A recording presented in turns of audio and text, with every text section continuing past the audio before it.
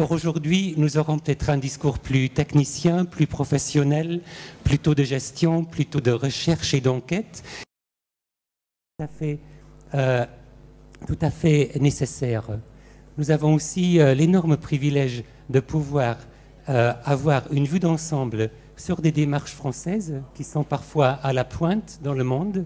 Et nous avons aussi cette possibilité après aller outre-Rhin avec M. Neumann et voir s'il y a des démarches un peu similaires par là-bas, si les questionnements sont comparables. Et M. Neumann vous parlera également d'expériences européennes. Et pour finir, disons, arrondir le tout, M. Ambrose nous parlera de la dimension européenne et internationale. Et c'est un contexte tout à fait propice pour l'international, car M. Ambrose est aussi le président conjoint du premier sommet mondial du tourisme accessible qui aura lieu à Montréal en octobre. Donc voilà, une première, comment dire ça, mise en bouche et une vue d'ensemble. Et après, ce que j'aimerais faire avec vous en tant que public et les intervenants, c'est peut-être également aller un peu plus profond dans les problématiques. Quels sont les défis? Quelles sont les problématiques que nous avons mal résolues ou quelles sont au fait les solutions d'avenir? Donc ce sera participatif. Chaque conférencier ou groupe de conférenciers ont un maximum de 20 minutes. Après, nous prendrons quelques questions brèves et après, vers la fin, une discussion participative avec vous, le public.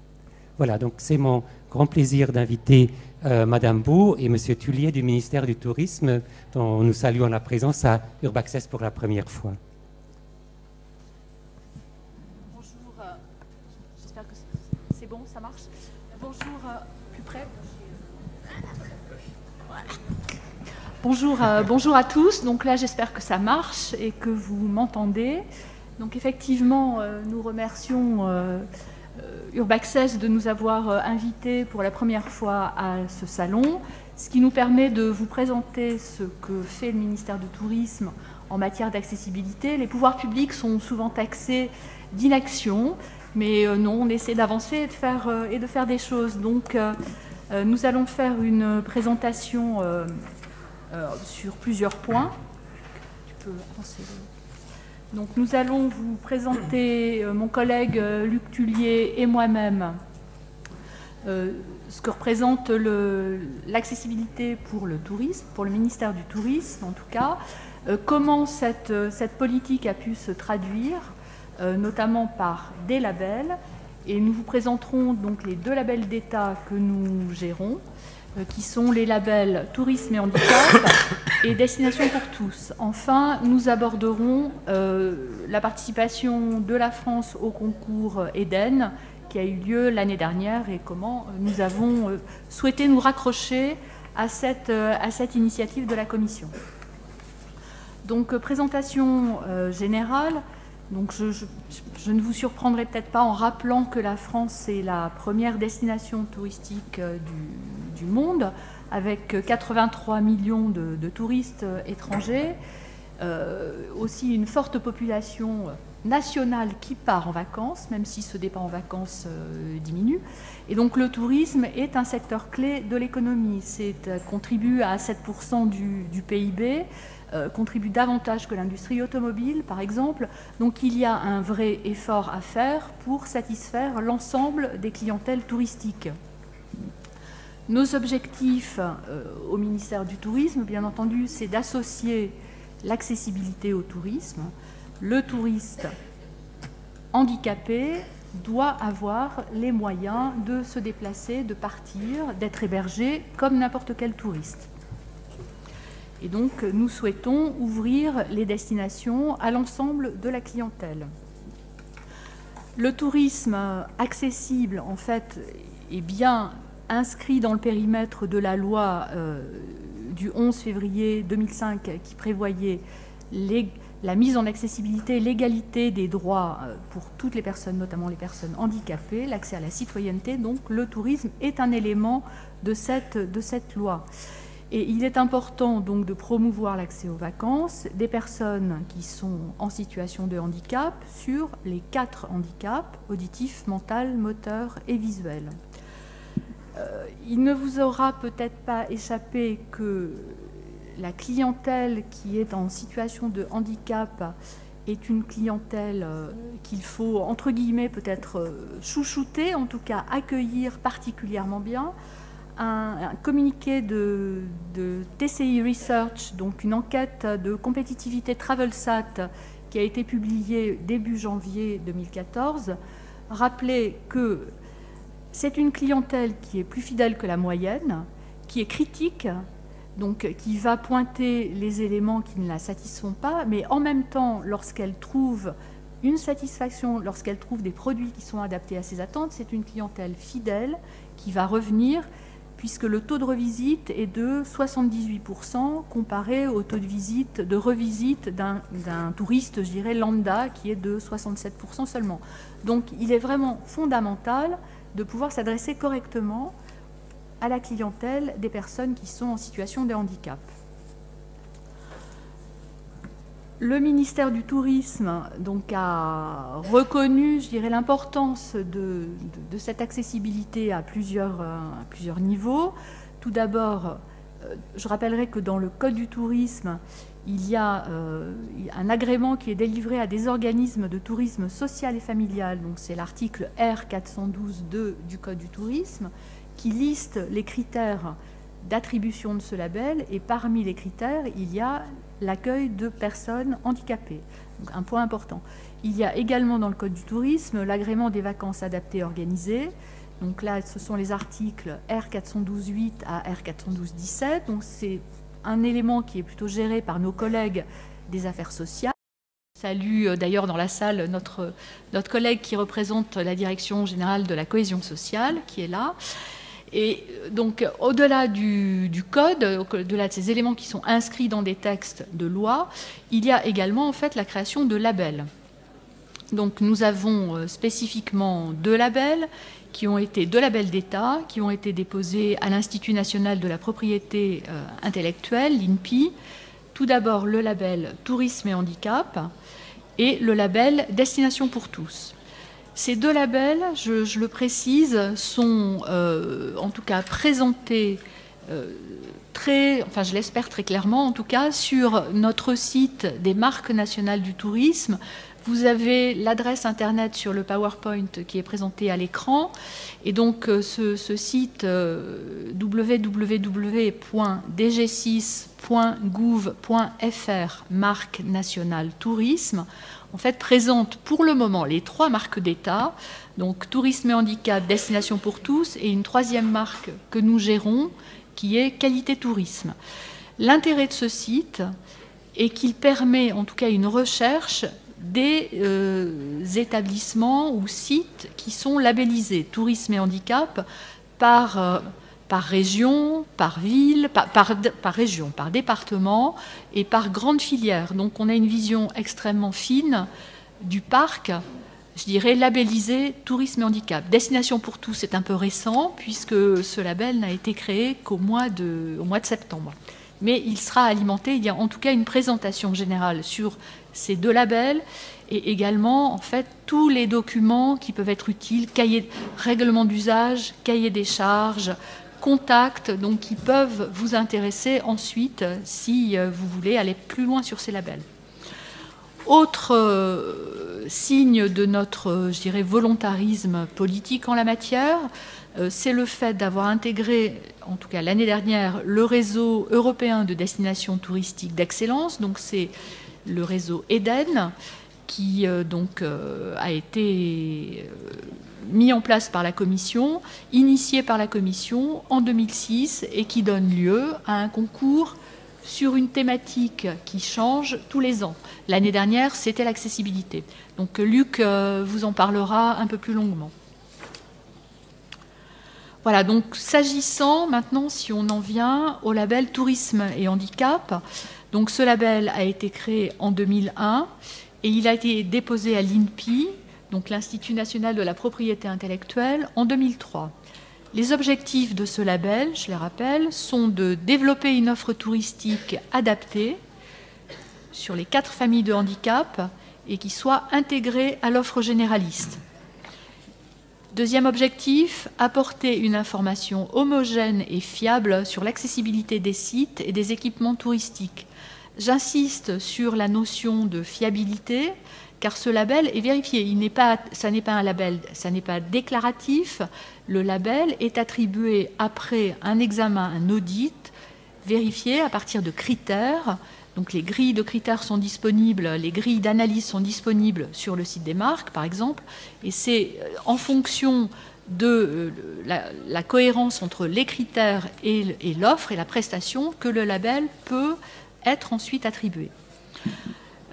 Autre élément, donc, pour le mode de fonctionnement du label, chaque prestataire doit candidater sur au moins 2 familles de handicap. C'est quelque chose qui est nouveau depuis, depuis 1 an maintenant, pratiquement. Il est attribué pour 5 ans. Et donc, ces caractéristiques générales sont présentées dans un cahier des charges qui a été revu en septembre 2013. Voilà, la dernière révision date de septembre 2013. Donc, ce cahier des charges, si vous souhaitez y avoir accès, est disponible sur le site des marques. Qui peut entrer dans le champ du label? Eh bien, les établissements d'hébergement, donc les meublés de tourisme, les chambres d'hôtes, les campings notamment, les établissements de restauration, les offices de tourisme. Ce sont un petit peu les gros chiffres du label tourisme handicap. Au fil des années, le périmètre en fait de ce label s'est élargi et donc maintenant il touche des activités touristiques très variées, les activités nautiques, les zones de baignade, les centres équestres par exemple. Je pourrais vous donner éventuellement les chiffres par filière ensuite.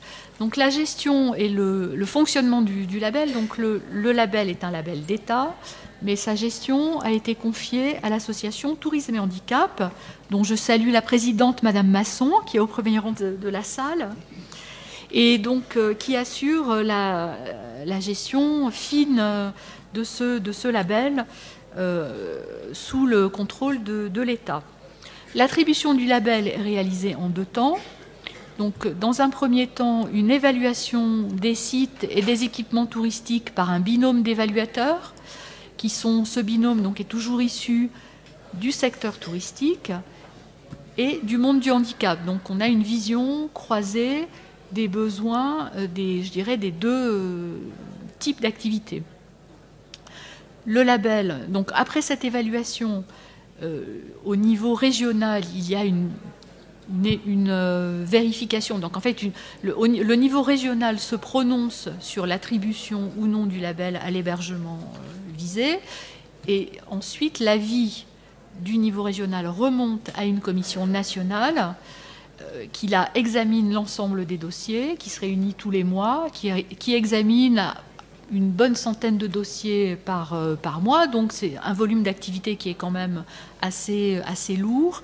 Et donc, la Commission nationale décide souverainement de l'attribution ou non du label et suit ou ne suit pas les recommandations qui lui ont été faites par le niveau régional.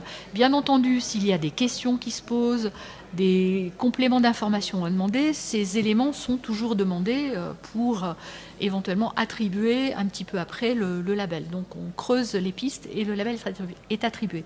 Lorsqu'il a été attribué, il y a ensuite la signature d'une charte d'engagement par le site labellisé. Donc le site labellisé s'engage à utiliser le label, à respecter les critères et répondre à toute demande d'information. Donc voilà, ensuite, si les points justement d'engagement du site ne sont pas vérifiés, il y a un retour soit vers l'association Tourisme et Handicap directement, soit à travers le site des marques vers nous, donc vers le ministère du Tourisme qui prend en compte les éléments de plainte ou de satisfaction ou de plainte, d'ailleurs il peut y avoir les 2 éléments, et qui sont ensuite traités. Pour entrer dans la démarche Tourisme et Handicap, à qui faut-il s'adresser? Eh bien, il faut aller dans les régions. En fait, il faut contacter les correspondants régionaux du label, qui sont soit dans les services déconcentrés du tourisme, du ministère du Tourisme, c'est la directe, au niveau régional, ou alors s'adresser aux correspondants locaux de l'association Tourisme et Handicap. Et bien entendu, il est toujours possible de se retourner vers l'association Tourisme et Handicap au niveau, je dirais, national, ou vers le ministère du Tourisme à travers le site des marques pour poser des questions et avoir les contacts. Mais ces éléments-là, une fois de plus, les correspondants, les noms, les contacts téléphoniques, mails sont disponibles sur le site des marques nationales du tourisme. Donc, au 31 décembre 2013, nous avions 5205 sites labellisés, dont 1771 pour les 4 familles de handicap. Là, je dois dire qu'il y a une vraie progression sur la labellisation des sites 4 handicaps.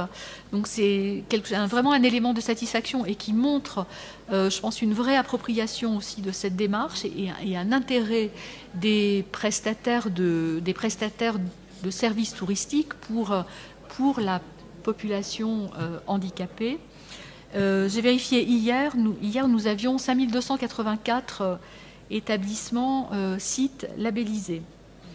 Et donc, vous avez le chiffre de 2006, 1914 labellisés, donc il y a une constante progression. On peut peut-être regretter quelquefois que ça n'aille pas assez vite, ça ne va jamais assez vite, mais voilà, ça multiplié par 3, me dit Luc. Merci Luc. Et donc, dernier élément de notoriété, de visibilité de ce label, c'est sa reconnaissance dans le cadre des chantiers qui viennent d'avoir lieu sous l'égide de la sénatrice Claire-Lise Campion, qui vient d'animer 2 chantiers, un chantier sur les agendas d'accessibilité programmés, les ADAP, et un chantier sur l'évolution du cadre normatif, suite à la décision du Conseil interministériel du handicap de trouver des solutions pour dépasser en fait la date fatidique du 1er janvier 2015, sachant que l'ensemble des objectifs qui avaient été fixés ne seront pas respectés. Et donc, dans le cadre de cette concertation interministérielle qui a été conduite par Madame Campion, le label Tourisme et Handicap a été reconnu comme un élément fort de visibilité des offres accessibles et peut-être quelque chose qu'il faudrait développer pour encourager les prestataires qui ont pu faire un effort, qui ne sont pas encore tourisme handicap, mais qui auraient besoin d'une visibilité et qui auraient besoin de montrer à une clientèle potentielle qu'ils ont un certain niveau d'accessibilité. Donc un point qui sera creusé dans les mois qui viennent.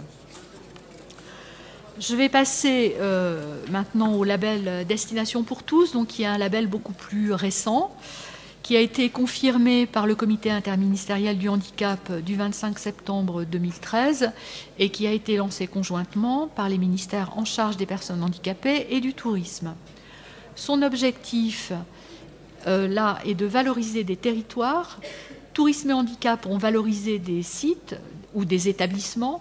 Ici, on valorise des territoires qui proposent une offre cohérente globale, qui intègre l'accessibilité des sites touristiques, mais qui facilite également la vie quotidienne et l'ensemble des déplacements sur le territoire concerné. Donc on n'est plus uniquement dans l'accessibilité de services touristiques, de prestations touristiques stricto sensu, mais on vérifie également l'accessibilité des commerces, des lieux de loisirs, les cinémas par exemple, et toute la chaîne de déplacement dans le territoire qui candidate. Donc à la fois, il faut entrer dans ce territoire, donc comment est-ce qu'on arrive sur ce territoire, comment on se déplace à l'intérieur du territoire et comment on en repart. Et il faut également que l'offre soit suffisamment importante. Il n'est pas question d'avoir, par exemple, un hôtel avec 2 chambres dans une grande ville. Enfin, une grande ville qui candidaterait doit avoir une offre qui soit cohérente, une offre un peu d'ensemble et significative en volume et pas du tout réduite. Ce label sera attribué pour 3 ans. Et donc là encore, je signale que toutes les informations sont disponibles sur le site des marques nationales du tourisme et auprès de l'association ATH qui en assure également la gestion. Donc vous avez sur le PowerPoint l'adresse mail d'ATH, destination pour tous, @sfr.fr.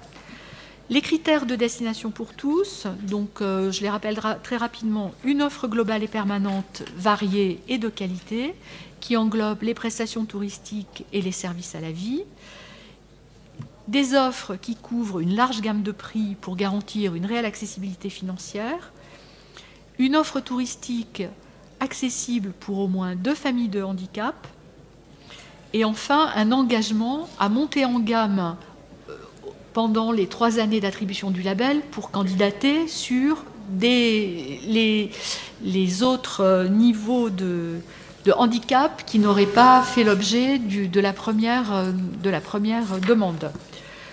L'ensemble des caractéristiques du label sont définies par un règlement d'usage et un cahier des charges. La gestion a été confiée à l'association ATH et donc ce label est attribué par une commission nationale qui est coprésidée par les ministères chargés des personnes handicapées et du tourisme. Les étapes d'attribution en fait, du label, ça se passe comme ça. Un appel à candidature qui est clos à une date donnée, donc dépôt des candidatures à cette date. Ensuite, les dossiers sont examinés en formation restreinte par la commission nationale qui présélectionne les dossiers, qui vérifie en fait que les dossiers répondent bien aux critères du cahier des charges. Les dossiers qui sont jugés respectant le cahier des charges sont ensuite invités à passer un audit de conformité.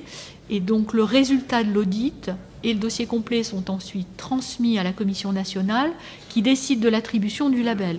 Pourquoi cette sélection, je dirais, en 2 étapes? Pour éviter d'engager des territoires dont on saurait qu'ils ne rempliraient pas complètement les critères, de ne pas lancer des audits qui ont un coût. Donc on fait une présélection et vraiment on envoie les dossiers dont on estime que oui, ils passeront le cap à l'audit. Le premier appel à candidature a été... L'appel à candidature, d'abord, quel va être notre calendrier sur 2013-2015? Donc, c'est un appel à candidature qui est lancé tous les 6 mois, donc en principe au 1er janvier et au 1er juillet. Donc, les appels sont clos au 30 juin pour l'appel lancé au 1er janvier, au 31 décembre pour celui qui est lancé au 1er juillet. Il y a eu un premier appel à candidature qui a été clos au 31 décembre 2013 et nous avons reçu 4 candidatures, celles de Binic, Bordeaux, Canal du Midi, CDT, Aude, Pays du Voironnais. Les premières attributions du label sont attendues en juin 2014 pour que les territoires puissent valoriser et faire la promotion pour la saison touristique de l'été. Et donc le deuxième appel est ouvert jusqu'au 30 juin. Je passe la parole à Luc. Merci Claudine. Donc là, au niveau européen, donc c'est dans le cadre de EDEN, destination touristique européenne d'excellence. Je vais mettre ça là. EDEN, c'est un concours annuel qui a été créé et lancé par la Commission européenne en 2006. Il donne l'opportunité à une destination touristique, et là, en l'occurrence, une destination française, de rejoindre un réseau européen de destinations touristiques d'excellence. En fait, l'idée, c'est de sensibiliser les destinations à la valeur ajoutée touristique, favoriser l'échange de bonnes pratiques entre les différents pays européens. Le lauréat de ce concours bénéficie alors d'une couverture médiatique importante, couverture médiatique au niveau local, au niveau régional, puis au niveau européen, d'actions de communication et de mise en réseau au niveau européen, et aussi d'informations sur les sites. On a parlé tout à l'heure, les sites du ministère du Tourisme, le site de la Commission européenne, le site de EDEN, qui permet aussi de connaître et de faire connaître. Parce que là aussi, dans ce domaine, il y a, comme l'a dit tout à l'heure Marie-Odile, une nécessité, un besoin de visibilité. Et par ce concours EDEN, on contribue à rendre plus visibles les destinations. Là, on parlait tout à l'heure de sites, de territoires, et là, de destinations. Et maintenant, c'est, des destinations qui sont récompensées. Et En 2013, le thème, c'était tourisme accessibilité. Tous les ans, le thème est différent. Il y a quelques années, c'était destination et territoire en reconversion, je crois. Là, en 2013, donc tourisme accessibilité. Récompenser une destination qui développe une offre touristique basée sur une accessibilité globale répondant aux besoins de tous les touristes, et notamment des touristes en situation de handicap. Et les 4 handicaps, auditif, mental, oui, et puis visuel. Donc, pour la France, en 2013, le ministère en charge du tourisme avait confié l'organisation de ce concours à Atout France. Atout France est une agence de développement touristique française. À ce concours ont candidaté une quarantaine de destinations. Le jury s'est réuni au mois de juin 2013 et la destination lauréate, Morvan pour tous, du parc naturel régional du Morvan. La récompense a été remise par la ministre en charge du tourisme, Sylvia Pinel, au mois de juin. Morvan pour tous a été lauréat parce qu'il a développé l'accessibilité de tous à toutes les activités, à tous les services, à toutes les possibilités de déplacement, de visite du parc naturel régional du Morvan. En même temps, 3 autres destinations avaient été primées. La destination Rochefort-Océan, estuaire de la Charente, la ville de Binic dans les Côtes-d'Armor et Tourisme en Finistère. Voilà. Merci. On est dans le temps. Donc, je vous remercie. Voilà. Alors, ça marche? Oui. On dirait que ça marche. Je vous remercie de cet exposé très très clair sur des démarches nationales françaises qui sont à ma connaissance parmi si ce n'est les plus importantes au monde. Peut-être qu'on prend le temps d'1 ou 2 questions à propos des interventions de Madame Beau et de Monsieur Tullier. Et Madame Caterina Papa-Michael va distribuer le micro. Il y a juste quelqu'un derrière vous, Caterina. Oui, bonjour. Vincent Snook, je viens de Namur en Wallonie et je m'occupe d'une association qui travaille à l'amélioration de l'accessibilité et qui fait de la labellisation touristique. J'ai 2 questions. La première, quand on parle du label Destination pour tous, quel est le territoire géographique? On parle de territoire, mais quelle est la notion de territoire en fait? Jusqu'où est-ce que ça va et est-ce que c'est uniquement une ville? Est-ce que ça va au-delà?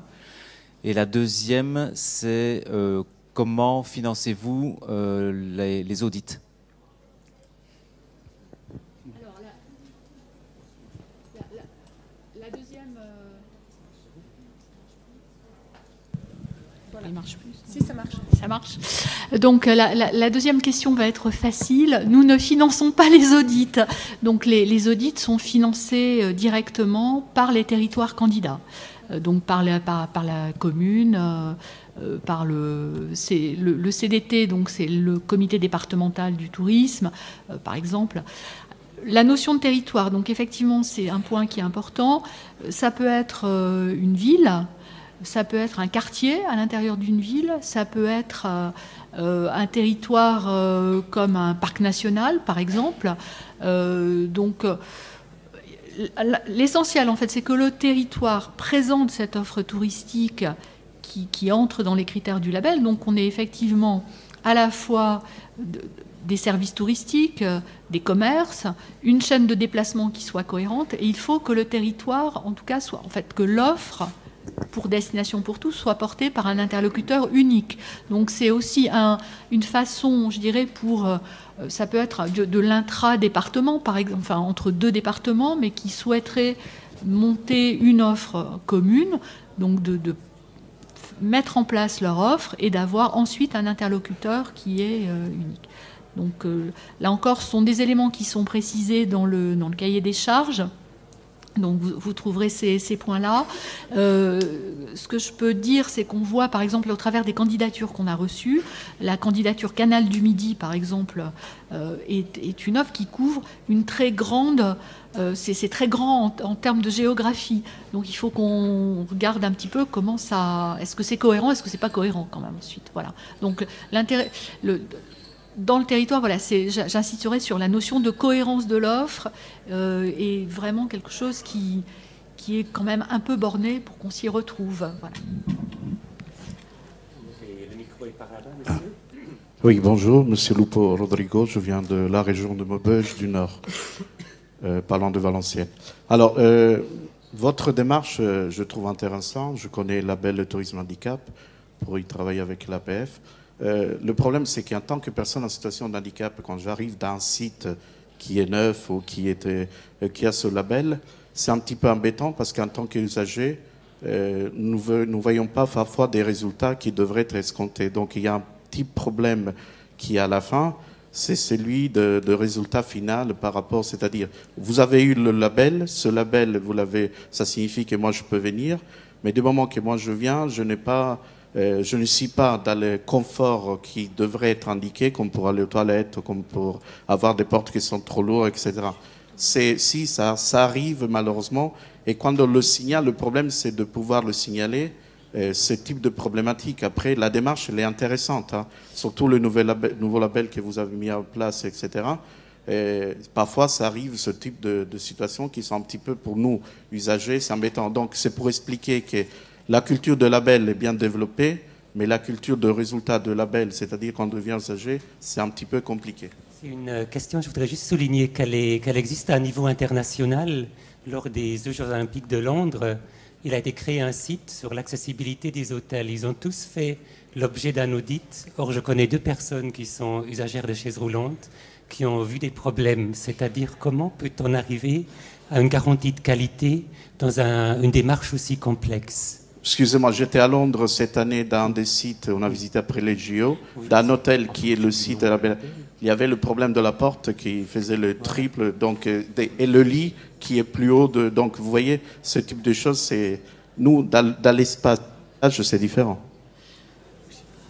Alors, sur cette remarque particulière, en fait, je pense, monsieur, que de toute façon, en principe, l'offre qui a été labellisée tourisme et handicap correspond à des critères de confort, d'exigence qui sont très, très précis. Si jamais vous estimez que le site que vous fréquentez ne répond pas à ce niveau d'exigence, la première chose à faire, c'est ou de contacter l'association Tourisme et Handicap, ou de nous contacter, nous, directement, nous disant, voilà, je suis allé dans tel établissement qui ne répond pas à ce que j'attendais, compte tenu de ce qu'est ce label. Donc, systématiquement, s'il y a un élément qui n'est pas satisfaisant, il faut le faire remonter. Parce que, de toute façon, ensuite, il y aura un contact avec le site en question pour vérifier, effectivement, les raisons de la plainte, de l'insatisfaction en tout cas, et puis tout de suite quelque chose pour y remédier. Un label n'a d'intérêt que si effectivement il y a un système de contrôle derrière. Donc il y a un système de contrôle a priori avant d'attribuer le label, mais bien entendu il faut qu'il y ait un contrôle a posteriori pour garantir une qualité. Le label est attribué tous les 5 ans, donc un établissement qui a eu son label pendant 5 ans doit garantir un niveau de confort absolu qui corresponde à ce qui lui était demandé au départ, au label. Et on vérifie au moment, s'il y a des changements en cours de labellisation, on vérifiera sa montée en gamme au moment du renouvellement du label. Mais en tout cas, ne jamais hésiter à faire remonter votre insatisfaction, toujours. Votre satisfaction. Ou votre satisfaction, oui. Donc, oui, voilà, l'un des deux. Je vois bien qu'il y a beaucoup de questions qui se posent. On en prend encore 2, maximum 3. C'est juste une réaction. Peut-être faudrait-il une procédure d'interactivité sur le site d'ATH pour indiquer ce qui va, ce qui ne va pas. Très bonne idée de l'implication des usagers dans les démarches, effectivement. Encore une intervention, une question, un commentaire. Oui, bonjour. Moi, je souhaite réagir sur un sujet aussi. On n'en a pas trop parlé et je pense que c'est important. c'est l'information aux voyageurs. Moi, pareil, moi je vais être concret. Je voyage moi dans le monde. Je veux de l'information sur l'accessibilité. J'en trouve nulle part, notamment chez des éditeurs de guides de voyage. J'ai essayé de sensibiliser le guide du routard, par exemple, pour qu'ils intègrent dans leur livre une rubrique handicap. Parce que moi, je trouve ça scandaleux d'acheter des guides spécifiques. Moi, je pars dans un pays, je veux savoir les choix culinaires, mais aussi le degré du handicap. Donc, je voulais savoir si le ministère du Tourisme était en collaboration avec ce type de guide, sachant qu'il y a un guide sur l'handitourisme et sur les guides touristiques mondiaux. Il y a un guide qui ressent ce type d'information, mais l'information est très légère. Voilà. Merci. Monsieur, je pense que c'est une excellente suggestion. Donc, oui, on vérifiera. Au niveau du ministère du Tourisme, on est en train de réfléchir aussi pour donner une visibilité, par exemple, des hôtels, des hébergements. Là, vraiment, on cible les hébergements qui peuvent être référencés sur des sites comme Booking ou enfin voilà, les sites de réservation en ligne, pour avoir une visibilité, pour pouvoir mettre le logo, par exemple, tourisme et handicap, si l'établissement est labellisé. Donc tourisme et handicap, qualité tourisme, pour donner cette information supplémentaire aux consommateurs. Donc je pense que c'est une excellente idée, et c'est que nous allons creuser et voir effectivement avec nos collègues. Et je voudrais dire aussi que c'est une question qui est montante. Par exemple, les gens du comité de programmation du Sommet mondial du tourisme accessible, ils sont très conscients de ce problème. Il y a une trentaine de personnes qui contribuent à la programmation.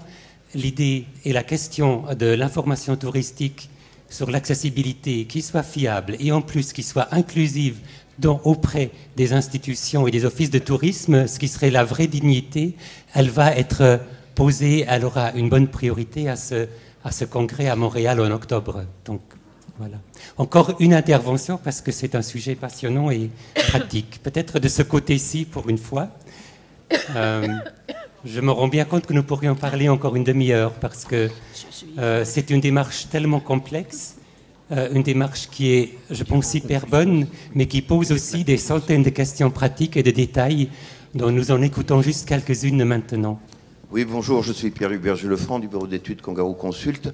Nous occupons spécialement de transport, mais je voudrais vous faire part d'une difficulté qui se présente en milieu non urbain, c'est-à-dire en milieu rural. En fait, souvent, les sites touristiques se retrouvent en milieu rural. Et les systèmes de transport et le nouveau label Destination pour tous incluent la chaîne de déplacement et le chemin de transport. Et une suggestion, c'est que malheureusement, dans les systèmes de transport adaptés qui sont organisés parfois dans les zones rurales, les gens qui viennent visiter la région n'ont pas accès à ces systèmes de déplacement puisqu'ils ne sont pas habitants du territoire. Et donc, il est intéressant d'avoir une transversalité, de permettre au tourisme... Alors, ça existe, c'est la loi constitutionnelle du déplacement, en fait, la loi de la liberté de déplacement. En milieu urbain, ça se passe très bien, puisque nous avons des systèmes de transport accessibles. Par contre, en milieu rural, c'est dédié aux habitants de la zone de Genlis. Et dans ce cadre-là, il est intéressant d'ouvrir pour les gens qui viennent visiter le territoire les systèmes de transport. Peut-être donc rapidement sur ce point, c'est un petit peu la question de l'intermodalité aussi des transports. Donc je crois que c'est une problématique alors qui est plus large en fait, qui dépasse l'accessibilité, je dirais, pour les personnes en situation de handicap. Mais c'est un élément dont les collectivités territoriales commencent à être conscientes, je crois. Donc, à mon avis, il y aura une véritable une prise de conscience et des efforts qui devraient être faits sur ce point-là, parce que c'est quelque chose, c'est une thématique notamment qui est traitée dans le cadre des Assises nationales du tourisme, qui se déroulent actuellement et qui remontent de certaines réunions qui ont pu avoir lieu en région. Assurer effectivement la chaîne de transport d'un bout à l'autre d'un territoire, y compris quand on n'est pas habitant soi-même du territoire. Donc qu'est-ce qu'on met à disposition, qu'est-ce qu'on offre. Peut-être avant de passer la parole à mes deux collègues, parce que je ne voudrais pas monopoliser le débat, voilà, je vous signale, nous avons des petites plaquettes. Donc je fais la publicité à la fois donc, Destination pour tous, pour ceux qui seraient intéressés, donc qui donnent les grandes lignes du label, où s'adresser, qui fait quoi, et puis le petit marque-page tourisme et handicap, et voilà, l'association ATH va distribuer. Merci. Je vous remercie beaucoup, et si vous avez des questions, des remarques, des propositions, les collègues du ministère sont là, les collègues aussi internationaux sont là, donc profitez de leur présence aussi après la conférence pour un échange plus personnalisé. Là, j'ai un énorme plaisir à donner la parole à Monsieur Peter Neumann, qui est aussi président de la Design for All allemande, qui est aussi un géographe de formation, qui est l'un des premiers à s'être occupé de faire des enquêtes sur la dimension économique du tourisme accessible il y a quelques années. Et en fouillant un petit peu l'Internet, je me rappelle, il y a 6 ou 7 ans, j'ai vu aussi qu'il avait fait quelque chose d'innovatif à Berlin, qui était de parler de la culture accessible dans le contexte de l'accessibilité. Donc, il porte beaucoup de casquettes, et en tout cas pour nous, en France, c'est une très belle occasion d'entendre un son de cloche d'outre-Rhin, avec pétri un peu de dimension internationale également. Donc, bienvenue, Peter.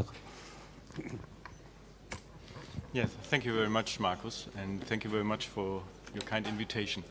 I speak English, so if you need this accessible tool, please take it now. In the meantime, I will speak a little bit about my speech. So thank you very much again. I'm very happy to be back in Paris. It's 15 years ago. It was for a European project on accessibility when I have been here for the last time, so I'm very happy to be back. My speech is about Destination for All and the road to success. And everybody who is involved in this topic knows that the road is not an easy one. I like this road sign from Turin in Italy very much. On the one hand side, it shows very clearly the topic of accessible information. This one is not accessible at all. But on the other hand, it shows also the complexity of accessibility and design for all. And if a destination manager asks you about the best way to succeed in accessible tourism, you can tell them, yeah, it's not an easy one, and you have to ask at each crossing for the next road. So when I was preparing my speech, I was thinking about my own experience as a consultant in accessible tourism, and some questions came into my mind. So if you think you are a car driver and you want to find this best solution, you have to stop at each crossing and ask some questions. So I will repeat this question and will try to find an answer. So the first one to find the road to success normally is, where are we now and where do we want to go? So for each destination there is a special individual solution. So there could be not an overall solution for every destination. And normally I answer, please take a look at your own current situation and the strategy development. And not only on the local or regional level, but also on the national or European level.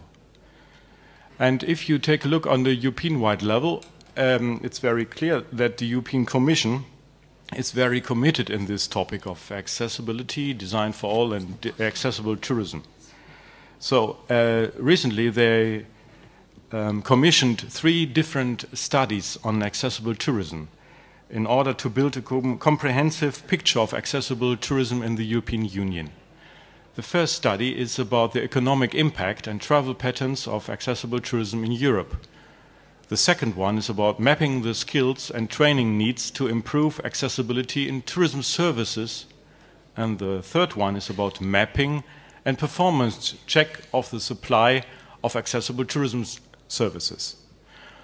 All the results of these three studies will be published and presented on a European-wide conference on the 6th of June in Brussels. And I think everybody of you will be invited for this conference in Brussels. I will only tell you about the objectives of our own study, and perhaps Ivo will speak about the other two studies he's involved in.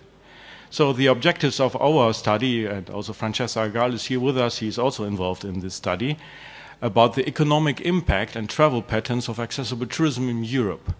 We just finished this study, and the aim or the objectives were to create an overview about the demand side of accessible tourism.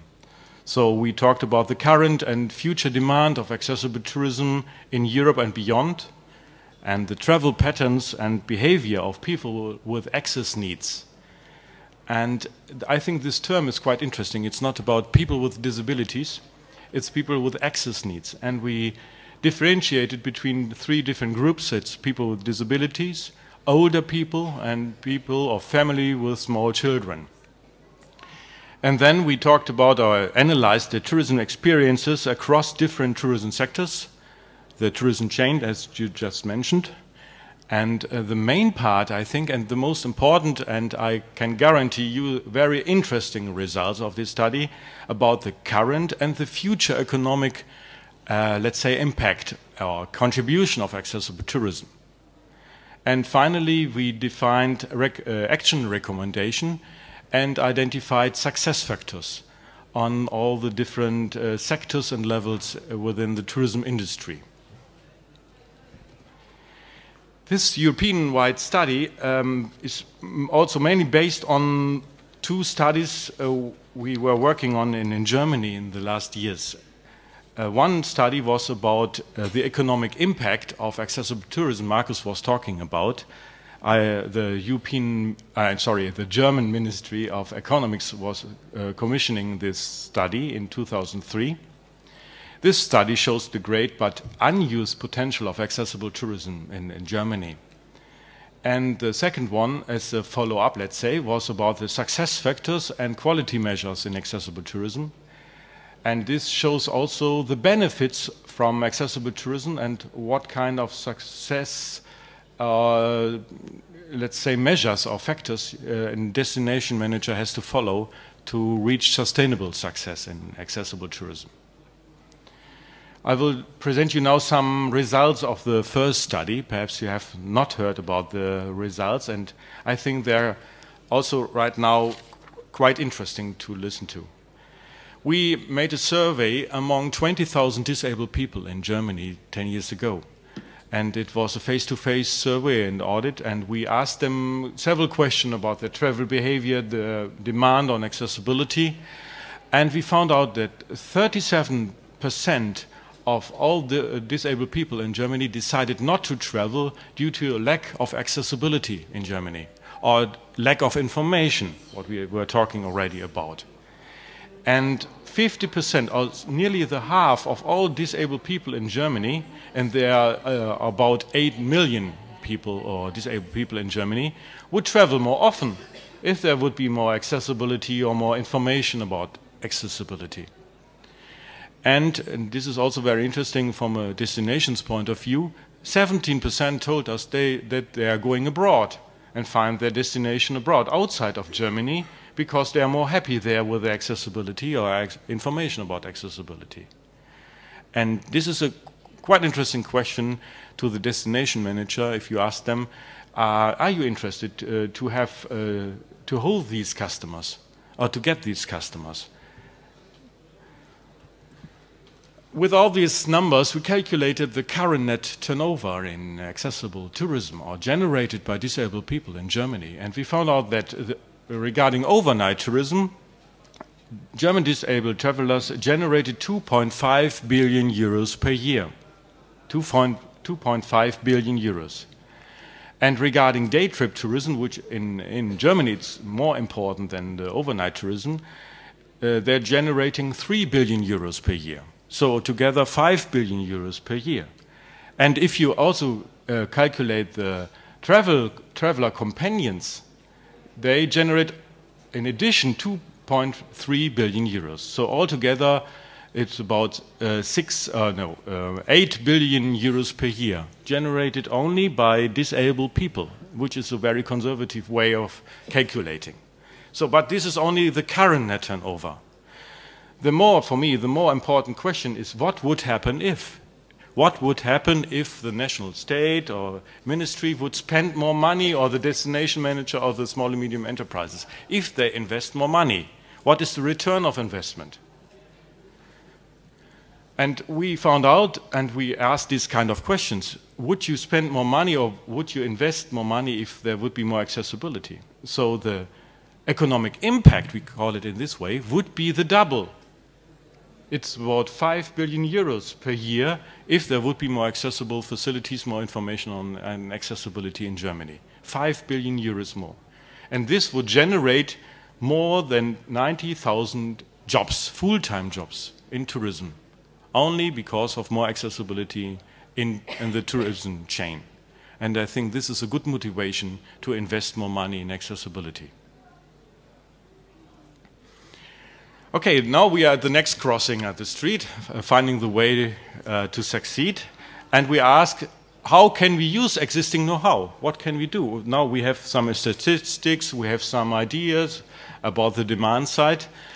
But what is the next step? The next step could be, I think, one very important success factor is exchange of knowledge and experiences by networking. So networking is a very important success factor. Some examples from Germany. Following our studies, the federal states in Germany are very much committed in the field of accessible tourism. It's not only because of a study, but it started 10 years ago, let's say. Perhaps you know that the responsibility in tourism doesn't depend on the national state. It's not there is no tourism minister in Germany. But the responsibility lays in the hand of the federal states. It's a federal state in Germany. So the states are very happy if the government will pay something or fund some projects. But the federal states and the destinations are more important, let's say. They have to fulfill it. They have to live the tourism and accessible tourism. So now we have a federal state working group on accessible tourism. 11 out of 16 federal states are organizing this group, and all these federal states have a contact person, a caretaker, a responsible person for accessible tourism in the National Tourist Board, a federal states tourist board. So there are recently 11 federal states, and they are promoting also, they are taking care of harmonization, if it's possible in Germany, and they are, for example, at fairs like the ITB in March, on other fairs on presenting the accessible tourism. More practical, because the other is a little bit more political, the practical way is another association of destinations. And I think this is a very important success factor, that the destinations are working together and exchanging experiences. And so we established, as an action recommendation of our last study, an association called Barrier-Free Destinations in Germany. It started with 6 destinations. Now we have 8 destinations. Some of them are city destinations or the seaside, lakelands and mountain areas. They're working very closely together. They have a website, they are presenting themselves at the fairs, and their constant exchange of experiences and promotional cooperation. And I think very successful and a very good basis for accessible tourism in Germany. And in addition, they are cooperating with other associations like the German Railway or the German National Tourist Board. And this is one website of the German Railway. It shows that they are presenting on their website the destinations. So if you go to the website of the German Railway and you want to book a trip, you can check, oh, perhaps I'm interested in an accessible destination, and there you can find this information, and you can go directly to the websites. And this is what we call cross-marketing. And then we are already at the next crossing. So the next question and the next crossing could be, how can we address the guest? It's not enough to talk about and to change experience and to network. The guest must get to know about your offers. So optimize marketing and communication would be my answer. One is the more traditional way is special interest brochures. These destinations in Germany try to present themselves with the help of special interest brochures. I'm showing you 3 of them. On the left-hand side is a brochure from the federal state of Thuringia in East Germany. In the middle is of Baden-Württemberg in the southern part of Germany. On the right-hand side is East Frisia in the North Sea. They're quite committed and try to present, not because all the disabled people or people with access needs are looking in these brochures, but to be presented, to be shown, they can show themselves at fairs, etc.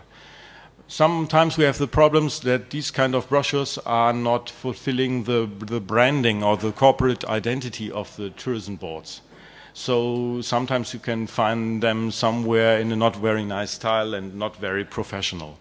And another problem is if, as a foreign guest or foreign visitor, it's not easy to find this information in different languages, like French or English, for example. This is a problem, I think. The other way, quite more normal way nowadays, is internet. This is an example of the federal state of Brandenburg. On the right-hand side, it's the platform barrierefreebrandenburg.de. It's also in English. On the right-hand side, it's a Facebook group, Brandenburg, of Brandenburg, only on accessible tourism in Brandenburg. On the left-hand side, it's quite interesting, what we were talking, the example of France right now, it's included also a data bank for accessible facilities, and some way of pictograms. Brandenburg is avoiding a way of labeling and certification. But on the other hand, it's very important, and it's a sign of quality, that they are doing access audits. And it's also a sign of reliability of the information. So nowadays you can find about 800 facilities checked by somebody from the tourist board. And they are using also this kind of pictograms, but these pictograms only shows that there is proven information on site. It's not a way to show like you use it in France. This is good accessibility for some kind of disability. They only want to show that this information is reliable. And you can decide by yourself if it's something of interest for you or not. This is their way in Brandenburg. But on national level, the destinations told the government on the National Tourist Board that we need some kind of harmonization of information. So they're using the same way as in France, but in a different way. We just established a German-wide quality criteria and labeling system. It's financed by the government, but the organizers are, one is a tourist association and one is a national coordination board of Tourism for All in Germany. So last year it was launched. It's a labeling system. It's a the data bank will be developed right now, and it's a quality criteria system. And in addition, it's a further education system. So I think it's not enough to develop a criteria system, etc., but you also have to inform the destination manager and facility managers about the need of this kind of system. So we developed this education and training seminars. Harmonized it on national level with all disabled organizations, senior organization, tourism boards, etc. They are all involved. So if we come together, it's 30 people from all over Germany. Now we have a two-level system. One is, it shows information on accessibility. So if you are a destination manager or if you are a small and medium enterprise, you can ask for somebody comes to you and make an access audit. Then, if everything is fine, you will get this kind of label that you have proven information on accessibility. And if you fulfill some other more criteria, you can have the second level, it's proved accessible. And then depends on the way of access needs. This is the very new system in Germany we have now. Okay, now we are at the last crossing, and the question should be how, or could be, how can we create offers with an added value?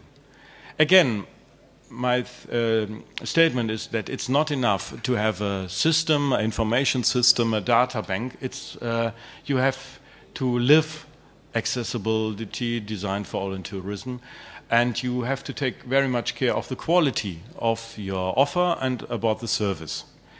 So my answer is secure high service quality and design quality of your offers. One way, it's very clear, success factor is to do training and seminars. This is a basic, I think, and I think Ivo will also talk about that. It's very clear you have to address service providers along the entire tourism chain, not about hotels, it's about mobility, train, etc., trains. And to motivate them and to raise awareness. Within workshops or seminars, also in-house coaching, there are different ways to do so. But this is nothing new, I think. The other way is to mainstream design for all in tourism. Don't talk, do it. And this is very not so an easy task to do. And I will give you only one example on that. And it's not so easy to find good examples in this topic. This is, again, the federal state of Brandenburg in the rural area. So I'm happy about your question. It was a very important one. It's more easy to do it in big cities than in rural areas. And this example is, it's the last example in my speech, the last crossing, as I told you.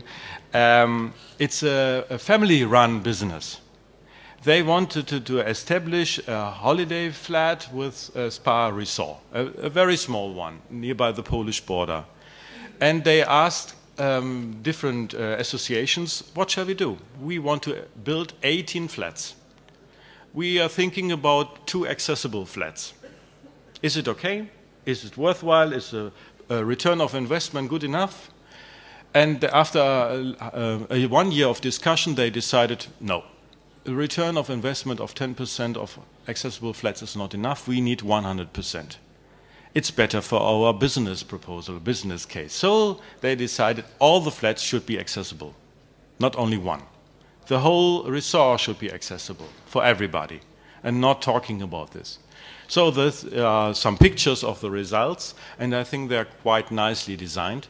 The bathrooms of these flats, they're similar in a nice way, not fully standard, fulfilling the DIN norms, for example, but quite nice, I think.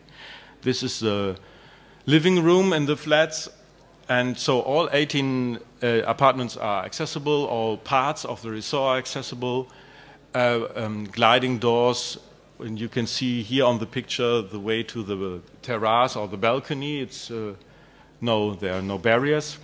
And in addition, the service, they're taking very much care of the service. And so the breakfast is also open for guests with allergies. And last but not least, the website is fully accessible according to the norms and the standards.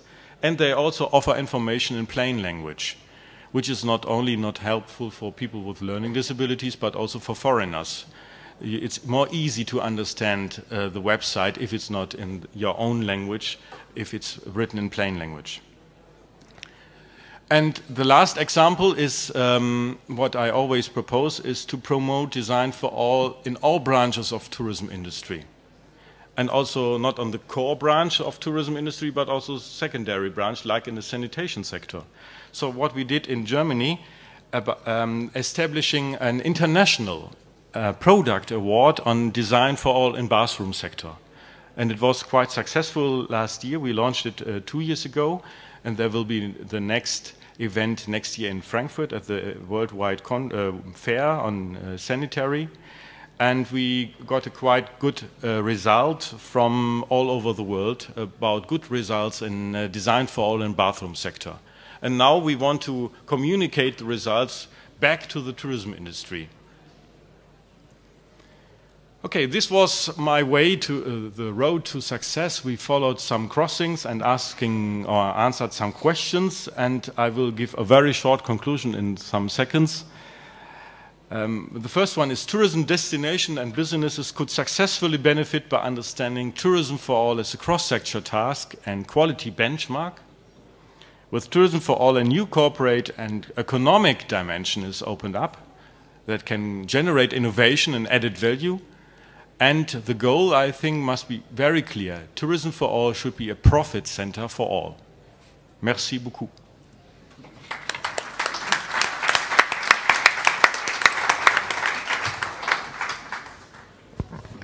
Peter, I would like to thank you very much for a fascinating talk.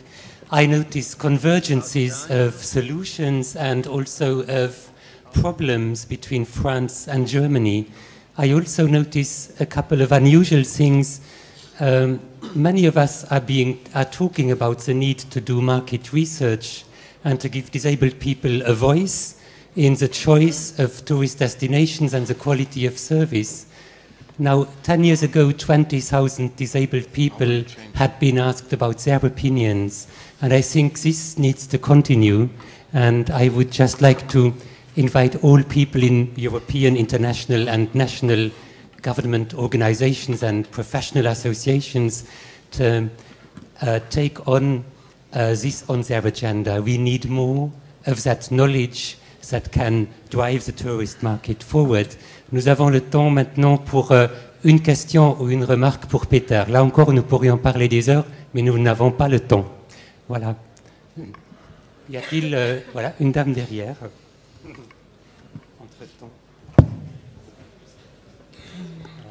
Bonjour, je me présente Catherine Guyot. I am a French architect and doing training for architecture. Je parle, oui, vous comprenez. Donc, je fais de la formation pour architecte dans le domaine du handicap. Nous avons plusieurs projets européens, un qui s'appelle Training Tool for Accessible Towns, que nous avons fait avec la France, l'Italie, la Grèce, la Roumanie, l'Angleterre et je ne sais plus quel autre pays. Donc, en travaillant sur ces questions depuis longtemps, nous sommes très intéressés. Juste une question, aussi associer la Ligue des villes historiques accessibles, dont font partie Mulhouse en France, Turin et d'autres. Il y a plusieurs villes qui travaillent sur l'accessibilité de la ville dans le domaine du handicap. Donc moi, je suis intéressée à communiquer avec vous sur l'accessibilité des villes, car c'est un domaine d'études qui nous paraît intéressant, et aussi l'accessibilité à la culture, qui me paraît un autre domaine fort intéressant, évidemment lié au tourisme. Mais on sait très bien que pour accéder à la culture, il y a des barrières, et les barrières sont souvent liées à des problèmes d'accessibilité. Merci beaucoup. Je vous remercie. Malheureusement, il n'y a pas le temps pour continuer cette conversation. Juste pour dire, parlez avec Peter, il a beaucoup de choses à vous raconter encore et vous avez des expériences à partager avec lui. Là, c'est un grand plaisir pour accueillir aussi une autre personne qui de longue date s'occupe de l'accessibilité, Ivor Ambrose, président du European Network for Accessible Tourism, mais aussi président conjoint du Sommet mondial du tourisme accessible à Montréal en octobre. So welcome, Ivor. Merci. Thank you, Marcus. Merci beaucoup. Good morning, ladies and gentlemen. I would like to say what a great pleasure it is to be here in Paris. It's also a long time since I've been here, so it's nice to come again to meet with you, and I'd like to thank you all for coming.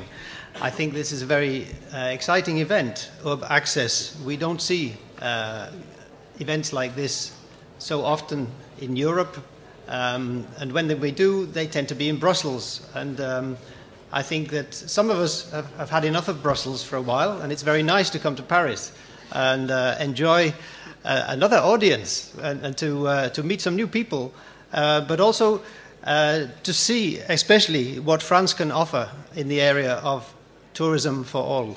I think it's very important that we mark this occasion by ensuring that the presentations are available after the event and that everyone can share in this information. So from our side, from INAT, we announced this event, and we will also continue to promote the URB Access as a very important event in the context of tourism for all.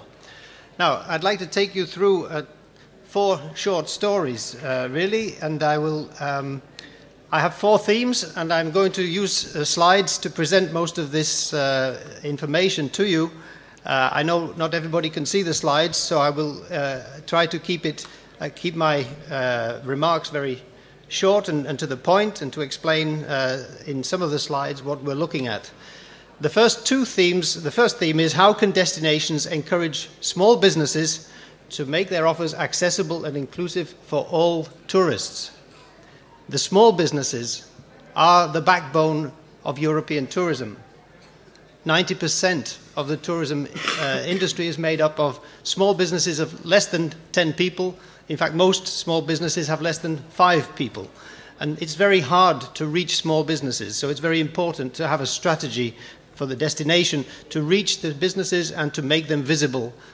Because however good they are at delivering an accessible product, if they're not being promoted up at the higher levels, nobody will ever find them. And this is a very important message, I think. Secondly, we've taken a look at whether destination management organizations, the DMOs as we call them, are doing enough to attract the accessible tourism market. Are the destination managers really promoting accessibility? So I'll come on to that question in a moment. The other 2 themes I'll tell you a little bit about how INAT is working. I won't start with INAT and then tell you the rest, because INAT is just an enabler. It's not about INAT, this presentation. So I just want to tell you also how INAT, the European Network for Accessible Tourism, is working towards coordinating, integrating and developing standards for suppliers and destinations, and how we're trying to present information to people about accessibility. And fourthly, I will mention the World Summit on Destinations for All in Montreal in October. As Marcus has said, we are having for the first time a World Summit to discuss the issue of accessibility in tourism. And we might ask ourselves the question in Europe, are we leading the world or are we following other parts of the world in accessible tourism? So let me take the first question about encouraging small businesses to make their offers accessible and inclusive for all tourists. Customers come in all shapes and sizes, as we say. We're familiar with this by now, so I'll go fairly quickly through. Big families go on holidays as well as individuals. Things happen. You know, you break your leg, something happens to you. We may be talking about people with a temporary disability. Some people travel with lots of luggage, and that's also an access issue. Some people travel with a service animal, a dog, for example, if you're blind. And some people may have learning difficulties. They may not fully understand what's going on around them. They need some assistance. They need some help to enjoy a destination. Some people walk into glass windows. This is a model photo, but actually it can happen to anybody. We have to be careful to make sure that tourism is accessible, but that also means it's comfortable and it's safe. And of course, there are ways and means to go on holiday. Sometimes you may have problems getting your grandmother to come with you, and this American couple found an innovative way to manage that problem. So we have to think a little bit out of the box sometimes. We have to think of alternative solutions that may not be good for everybody, but may be just perfect for that one customer. When we're talking about accessibility in tourism, then, it really means any kind of tourism. You can do anything you want when you go on holiday, as long as the service is made in a way that suits you. So you may want to go skydiving, you may just want to walk across the square in a town, you may want to visit a museum, you may want to go fishing, but this should be possible for everybody. So how do we try to help tourism suppliers deliver high quality and valued experiences? We do this in four main ways. Through the work of INAT, we are very active in awareness raising, in raising people's understanding, this is the business's understanding, of how they can better serve the tourists who need good access. So we participate in events like this, we participate in fairs and exhibitions, we give presentations, but also in a more practical way, we've been involved in delivering training to frontline staff. People who are meeting the customers every day need to know how to greet someone. Not to say, are you all right? But to say, how can I help you?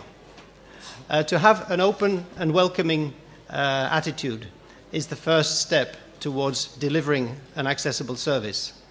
So we have an online training course which is free of charge. This was developed through a European project. And we have many partners in the INAT network who are delivering training in different countries around Europe. We should also mention information in general through our website, which has a French edition. And the French edition, we're now discussing with our new member of INAT Tourisme et Handicap to manage and edit the French edition of the INAT website. So I think that will be a big plus for the French-speaking communities to have information about accessible tourism, about what's happening in the French-speaking areas in Canada, in France, in Belgium, in other communities, to have that information in the French language as well. And the fourth point is, of course, the networking. Well, yes, some people start very early. I'm showing a slide here with two small boys playing with an iPad.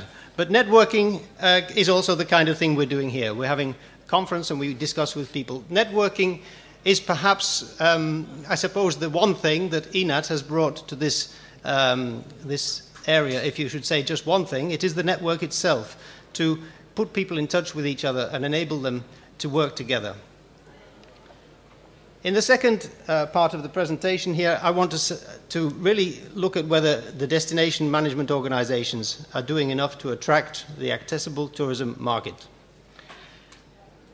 We've made some studies, and we look at the access market as being both specialist and general. Or we say there's a need for both specialists in the market, people who are focused on perhaps a specific disability, to provide something specific for people who may be blind or deaf or with a mobility impairment, or something for seniors. But then there's all the other markets, what we sometimes call the mainstream. And of course, the mainstream needs to be more aware of what people with access needs want and need. And the specialist markets are often able to offer these support services. So very often, I would say, also in the concept of the destination pour tous, as you have in France, you may have a territory where you have both specialist and mainstream providers that complement each other in various ways. You can look at the different connections between these in terms of the information, the transport, the service, and in the public realm, where you need to have one supporting the other. The mainstream can support the specialists because the mainstream brings a lot of customers and some of them may have a special need. But the specialists also bring a particular group of customers, and they can also encourage the mainstream to be more adaptable and more flexible. We think of tourism sometimes, we call it a system, but actually it's a lot of bits and pieces that are strung together in many different ways. And very often that way is actually in the minds of the person who goes on holiday. So the challenge for a destination management organization is to put together all the pieces of the jigsaw puzzle in a way that the customer is going to appreciate and understand. The transport, the accommodation, the attractions, the retail, the leisure facilities, all of these things are bound together, especially in the customer's own mind. So we have to understand how the customer is thinking about traveling and how they enjoy tourism.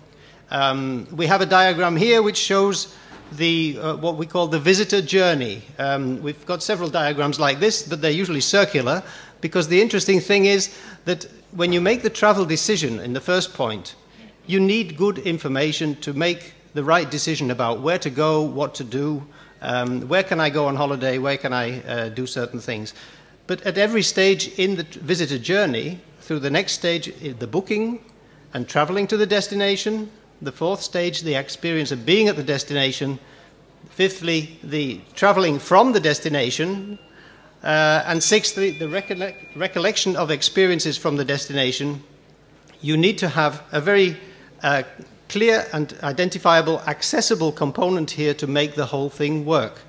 So if any one of these steps in the accessible journey is not sufficiently accessible to the customer, then the journey is going to be spoiled, the experience is not going to be satisfying.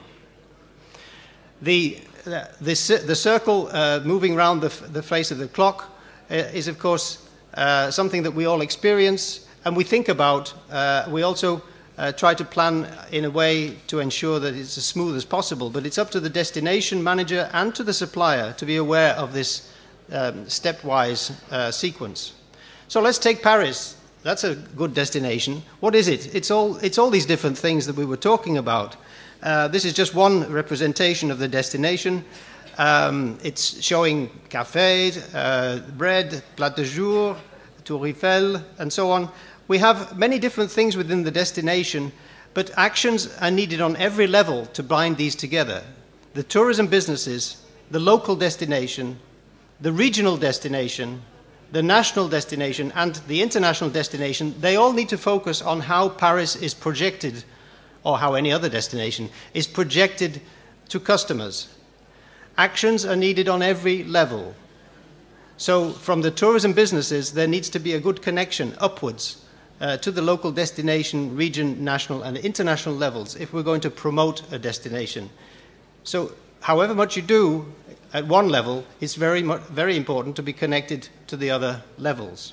I think you'll see what I mean as we go along. The thing is that at every level, you have to find the right balance between giving good value to the visitors and understanding what the suppliers and the organizations can actually achieve. And it's not so easy for suppliers to do everything at once. They need to go step by step. I'm going to look more closely at marketing accessibility and how information makes a huge amount of difference to people. Marketing, of course, we say it needs to be accessible. That is, it needs to reach all the people you want it to reach, and otherwise you will reach less customers. And also you have to think about very simple things about the website. When I talk about the website as a typical entrance point for the customer, it's because websites have become hugely important in both the information and booking sequence. You have to think about the text size, the contrast, the voice functions on the website, and easy navigation.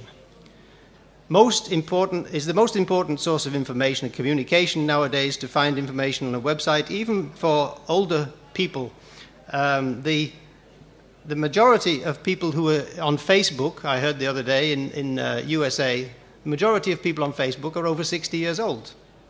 So this is a very important demographic, you might say. People are looking for holidays, looking for experiences, and it's older people as well, not just the young people who are using these new forms of information search. Now, we've done a survey a couple of years in a row, from 2011 to 2012. We looked at the European National Tourism Organization's websites with two main questions. Is the website accessible for people with disabilities? That means, does it technically satisfy the requirements of an accessible website? And secondly, is there any information about accessibility of the destinations, the transport, and the venues on the website? Because if there isn't, then how are people going to find the accessible offers? Now, sorry, I flashed up the results there. That when you look at the websites and whether they're accessible or not, do they comply with the web accessibility guidelines?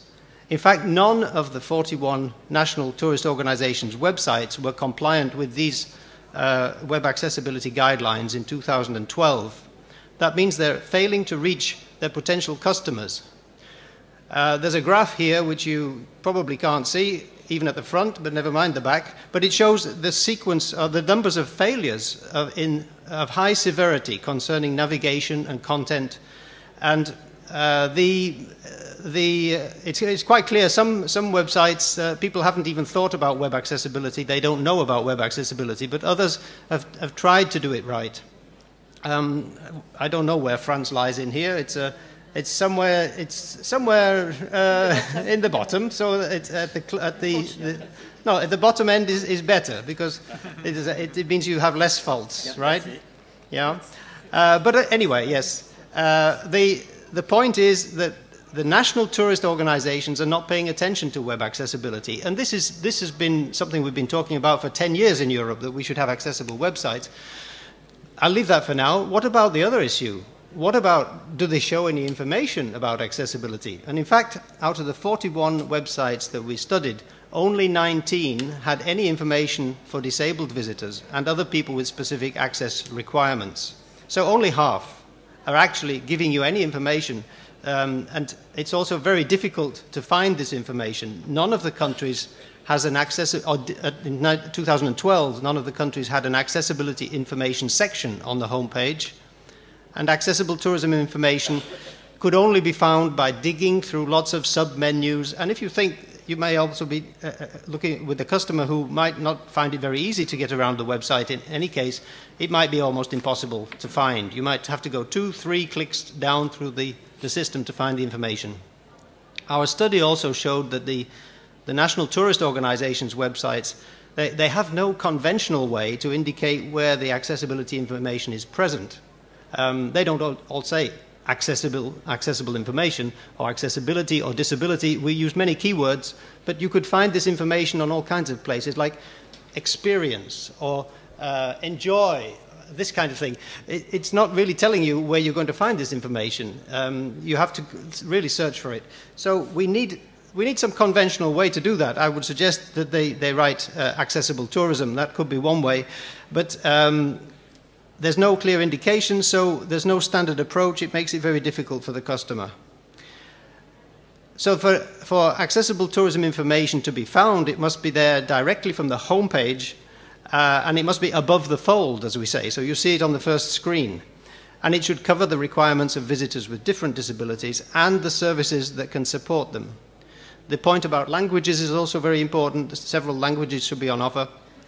And this information should preferably be viewed on the website itself, not as a link to some other service provider, but that's good if you can't actually provide the information yourself. Thirdly, I want to talk a little bit about how INAT is working towards coordinating and integrating some service standards and some ways of marketing the accessible tourism supply.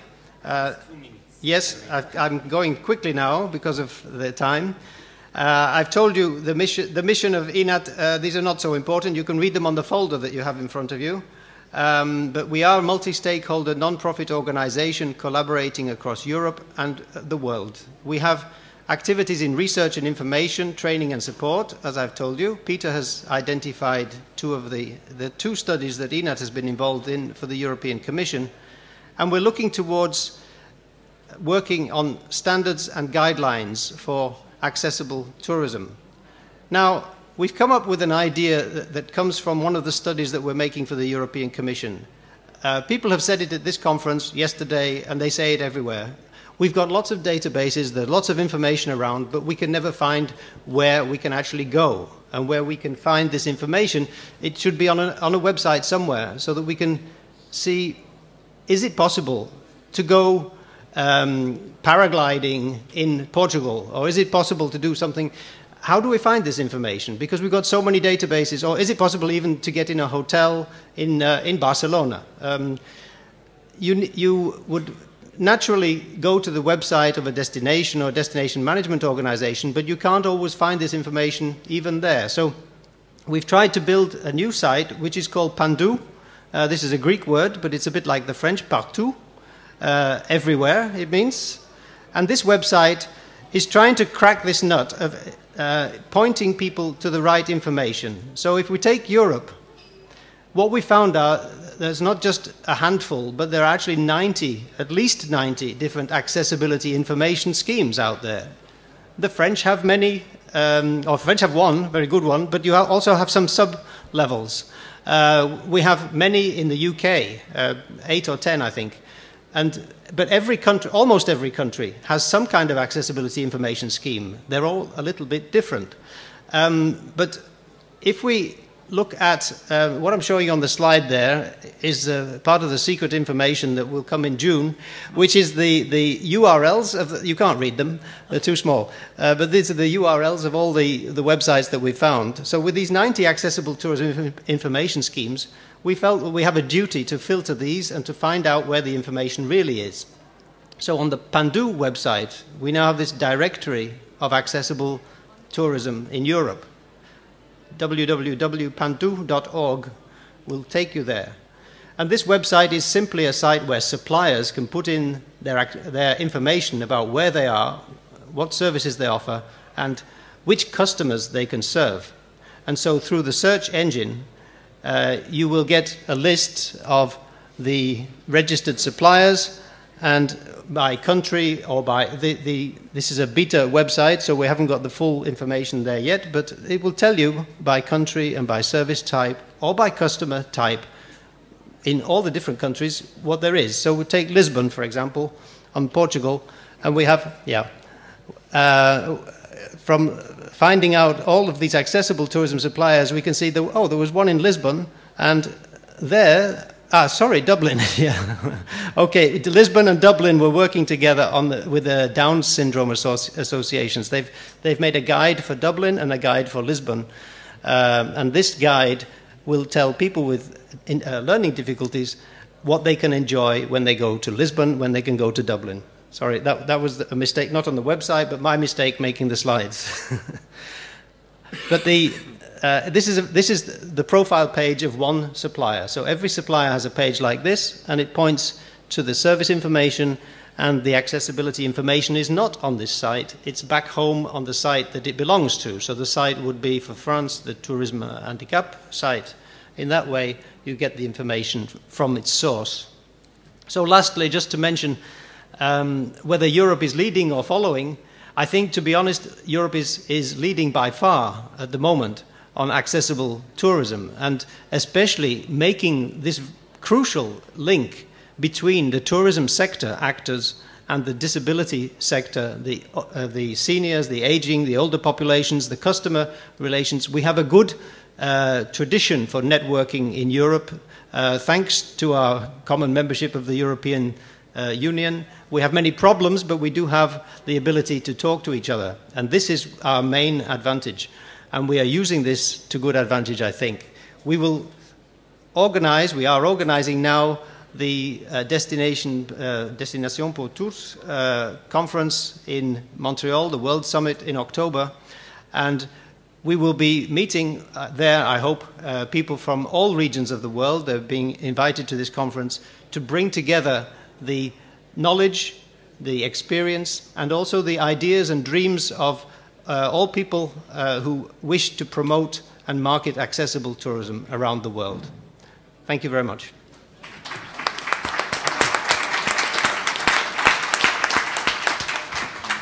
Okay. Thank you very much, Ivo, for your inspirational, conceptual, practical, inspiring talk. You gave us insights into some actually rather depressing realities. And yet I feel fired up, I feel motivated, I feel happy. So thanks for this kind of energy, buzzing talk. Je me rends compte qu'on a dépassé les limites de notre table ronde de 10 minutes.